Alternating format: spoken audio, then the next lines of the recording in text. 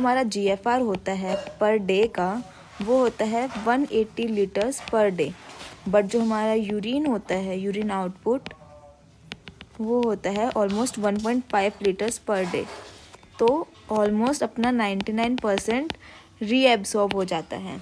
तो ये जो कंसंट्रेशन है ये कैसे होता है यूरिन का, तो अब हम इसे देखते हैं। तो हम शुरू करते हैं हमारे ascending limb of loop of Henle से। तो इसमें एक चैनल होता है सोडियम पोटेशियम 2 क्लोराइड, जो क्या करता है ल्यूमेन से सोडियम पोटेशियम और 2 क्लोराइड्स को अंदर सेल में फेंकता है। ठीक है, फिर इसकी जो बेसोलेटरल मेम्ब्रेन होती है उस पे सोडियम के लिए, पोटेशियम के लिए और क्लोराइड के लिए अलग अलग चैनल्स होते हैं, जिससे वो सोडियम, क्लोराइड और बहुत ही कम अमाउंट में पोटेशियम यहाँ से लीक होता है।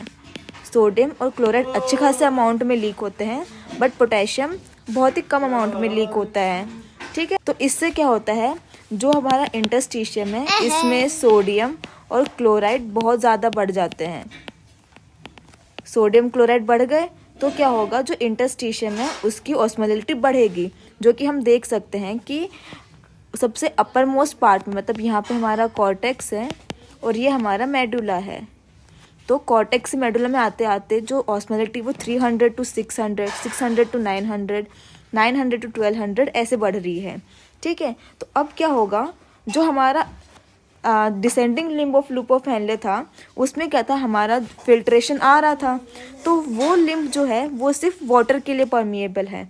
अब क्या हो रहा है, जो हमारी ऑस्मोलैरिटी वो तो बढ़ रही है नीचे की तरफ आते हुए, तो अब क्या होगा, ट्यूब्यूल्स भी चाहेंगे ना कि उनकी ऑस्मोलैरिटी आजू बाजू की ऑस्मोलैरिटी से मैच खाए। तो क्या चाहेगा वो कि आइसोऑस्मोलर सॉल्यूशन बनाए, जो उसका सराउंडिंग इंटरस्टिशियम है और जो ल्यूमेन के अंदर का है। अब क्या है, जो डिसेंडिंग लिम्ब है वो सिर्फ वाटर के लिए परमिएबल है, तो क्या होगा, वाटर लीक आउट करेगा। अब वाटर लीक आउट करेगा तो वाटर यहाँ पे बढ़ता रहेगा, तो क्या होगा, अंदर जो कंसंट्रेशन है ना वो भी धीरे धीरे बढ़ती रहेगी। तो वो भी 300 थी, जब हमारा पीसीटी से हम फिल्ट्रेशन होता है तो पीसीटी में हमारी कितनी रहती है, 300 ही रहती है। फिर जब वो limb of loop of Henle में एंटर करता है तो पानी धीरे धीरे बाहर निकलने लगता है, तो कंसंट्रेशन आजू बाजू के इंटरस्टिशियम से आइसोऑस्मोलर होती हुई नीचे आएगी। तो क्या होगा, अंदर भी 600 होगा, फिर 700, देन 900 एंड टिप तक आते आते कितना हो जाएगा, 1200 हो जाएगा। ठीक है, अब जब ये ऊपर जाएगा तो जो हमारा असेंडिंग लिम्ब था उसमें तो हमने देखा ही था कि सोडियम पोटेशियम 2 क्लोराइड चैनल्स रहते हैं जो कि फेंकते हैं सोडियम को, पोटेशियम को और क्लोराइड को। पोटेशियम बहुत ही माइन्यूट अमाउंट में बाहर लीक होता है, मेनली सोडियम और क्लोराइड ही रहते हैं। तो ये हमारा मैकेनिज्म चलता रहता है यहाँ पे। इससे क्या होता है, जो इंटरस्टिशियम है उसकी ऑस्मोलैरिटी मेंटेन रहती है। ठीक है, अब इस मैकेनिज्म को बोलते हैं काउंटर करंट मल्टीप्लायर, क्योंकि ये हमारा ग्रेडियंट बना के रखता है। अब क्या होता है, जो वासा रेक्टा है जब वो नीचे की तरफ फ्लो कर रहा है तो उसकी भी ऑस्मोलैरिटी बढ़नी चाहिए, तो वो क्या है, वो इस सोडियम क्लोराइड को अंदर ले लेगा। ठीक है, और वाटर को रिलीज आउट करेगा। ठीक है, अब करते करते इस पॉइंट पे आके उसकी भी ऑस्मोलैरिटी बढ़ेगी। अब जब वो टर्न लेके ऊपर जाएगा तब वो पानी को अंदर लेगा और सोडियम क्लोराइड को बाहर फेंकेगा। ठीक है, इससे क्या होगा, जो सोडियम क्लोराइड है वो मेंटेन रहेगा यहाँ पे। तो ये एक्चुअल में जो इंटरस्टिशियम की ऑस्मोलैरिटी है उसको मेंटेन करके रखता है, बनाता नहीं है बट मेंटेन करके रखता है। कौन, वासा रेक्टा। ठीक है, तो यहाँ पे जब फ्लूइड आता है तब होता है 300 मिली ऑस्मोल, और जब यहाँ से निकलता है तब होता है 325 मिली ऑस्मोल। तो बहुत ही कम अमाउंट में थोड़ा बहुत सोडियम क्लोराइड क्लियर होता रहता है यहाँ से, but see the difference 300 and 325, बहुत ही कम अमाउंट में। बाकी जो सोडियम क्लोराइड है वो यहीं पे रहता है इंटरस्टिशियम में। अब क्या है, जो हमारा कंटेंट था जो ट्यूब्यूल से होता हुआ आ रहा था उसमें हमारा यूरिया भी होता है। यूरिया पास करेगा limb of loop of Henle से, डीसीटी से एंड देन कलेक्टिंग डक्ट से भी। फिर क्या होगा, कलेक्टिंग डक्ट से थोड़ा बहुत अमाउंट में यूरिया भी हमारे आ जाता है इंटरस्टिशियम में। ठीक है, अब ये यूरिया क्या होगा, कुछ यहाँ पे भी रहेगा थोड़ा बहुत ट्यूब्यूल्स के अंदर वापस जाएगा। तो ये ऐसा सर्कल में घूमता ही रहता है। तो हमारे जो मेन कंपोनेंट्स जो इंटरस्टिशियल ऑस्मोलरिटी को मेंटेन करके रखते हैं वो है हमारे sodium chloride that is salt and दूसरा है यूरिया। ठीक है, आई होप मैं मैकेनिज्म समझ में आया हो। तो हम जो लूप ऑफ हेनले में चल रहा था उसे बोलते हैं काउंटर करंट मल्टीप्लायर, और जो वासा रेक्टा में चल रहा था उसे बोलते हैं काउंटर करंट एक्सचेंजर। और ये दोनों मिलके हमारे बनाते हैं काउंटर करंट मैकेनिज्म।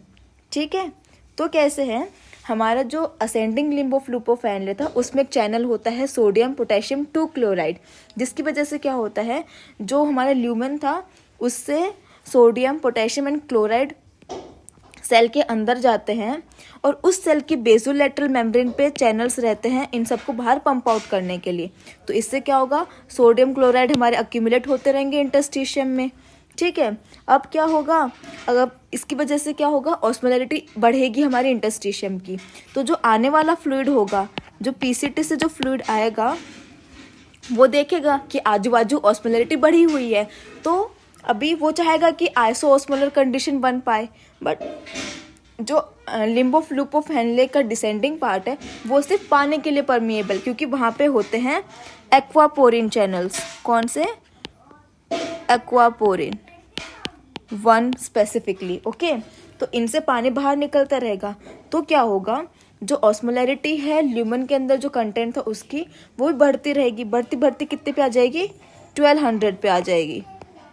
फिर जब वो ऊपर जाएगा, मतलब ascending limb of loop of Henle में जाएगा, तो क्या होगा, इस चैनल से वापस सोडियम पोटेशियम 2 क्लोराइड वो एब्जॉर्ब करता रहेगा और इंटरस्टिशियम में फेंकता रहेगा। ठीक है, अब ये तो हमारे हो गया limb of loop of Henle का फंक्शन, जो कि ये ना क्या कर रहे थे, काउंटर करंट मल्टीप्लायर की तरह एक्ट कर रहे थे। कि क्या कर रहे थे, सोडियम पोटेशियम क्लोराइड इन सबको इंटरस्टिशियम में फेंक रहे थे और ऑस्मोलरिटी बढ़ा रहे थे। अब क्या होता है, फिर वासा रेक्टा भी आती है एक्शन में। वो क्या करते हैं, सोडियम क्लोराइड और इनको जो डिसेंडिंग लिम्ब था उसमें सोडियम क्लोराइड और इनको एब्जॉर्ब करती है या फिर रीएब्जॉर्ब करती है और पानी को बाहर फेंकती है इंटरस्टिशियम में। और जो असेंडिंग लिम्ब है हमारे वासा रेक्टा का, वो क्या करता है, NaCl को इंटरस्टिशियम में फेंकता है और पानी को रीएब्जॉर्ब करता है ड्यू टू द ऑस्मोलरिटी। तो मेन काम ऑस्मोलरिटी मेंटेन करने का NaCl का है और यूरिया का है। अब हम ये ऑस्मोलरिटी मेंटेन कर क्यों रहे हैं, क्योंकि जब फ्लूइड अब हमारे कलेक्टिंग डक्ट से आएगा तो यहाँ पे होते हैं हमारे एक्वापोरिन 2 चैनल्स।